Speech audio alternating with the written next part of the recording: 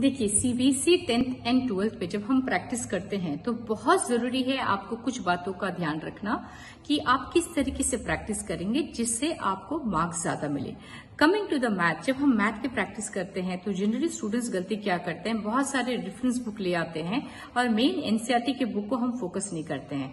तो आपको कुछ स्ट्रैटेजी आपका बनाना है जिससे आप ज्यादा से ज्यादा फोकस कर सके कि मैं मार्क्स कैसे स्कोर कर सकूं मैथ में। तो फर्स्ट पॉइंट है which you all have to make a note of that कि आप, मैं किसी को अगर मेरे से चाहिए you people can DM me, I will share those PDF also with you all. So कुछ पहला लिस्ट आपको क्या बनाना है, रिपीटेड क्वेश्चंस क्या पूछे जाते हैं 10th एंड 12th के मैथ में, उसकी लिस्ट आप बनाइए। वो कॉन्सेप्ट को आप पहले अपने पास रख लीजिए कि these are the repeated question, very important question which will be asked. Second क्या है, हाई वेटेज टॉपिक्स क्या है, जैसे coming to the math if you will see that algebra में बहुत हाई वेटेज दिया है, ज्योमेट्री में बहुत हाई वेटेज दिया है, like that way you need to first figure out high weightage topics, उसको आप रख लीजिए। सो एनसीईआरटी आपका सिलेबस आपके पास रहना चाहिए, एनसीईआरटी की सारी problems which you have to focus first before going to आपके किसी भी रेफरेंस बुक में फोकस करने से ज्यादा आपको एनसीईआरटी प्रॉब्लम यानी आपके बुक से ही डायरेक्टली आपको लेना है। दूसरा आपको क्या ध्यान देना है, दूसरा आपको ध्यान देना है कि आपके पास वो हाई वेटेज टॉपिक्स होना चाहिए। थर्ड चीज है एक फॉर्मूला जिसको आपको याद रखना है, डेली 20, 30, 50 20 मिनट्स ऑफ रिवीजन, यानी कि आपने जो भी पढ़ाई किया उसको रिवाइज कीजिए 20 मिनट्स के लिए। Then 30 minutes give the time for you to practice those what you have revise. Then 40 to 50 minutes you should only correct your paper. आपको ही अपने पेपर को करेक्ट करना है, just check it out where did you go wrong और उसके notes बनाइए और फिर से आप उसको रिवाइज कीजिए। तब तक उस टॉपिक को मत छोड़िए जब तक आप उसको ठीक से सुधार नहीं लेते हैं। तो ये 20, 30, 50 फॉर्मूला आपको याद रखना है। तो here the 3 things which I told to you all is very important for you all.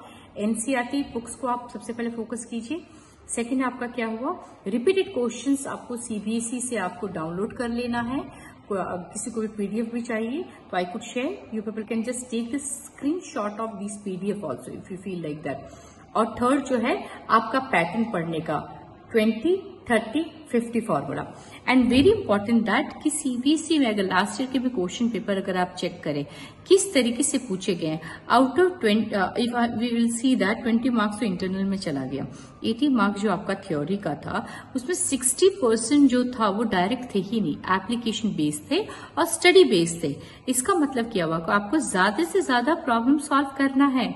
और प्रॉब्लम सॉल्व आपको डेली कैसे करना है, daily take only 2 topics. How many topics we have to take, only 2 topics.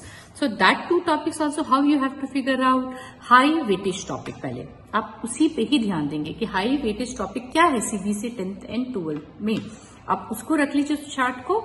And then you should start everyday practicing of those, उस out of 2 topics में से जो important concept है उसको कीजिए, उसको सॉल्व कीजिए, उसको खुद से करेक्शन कीजिए।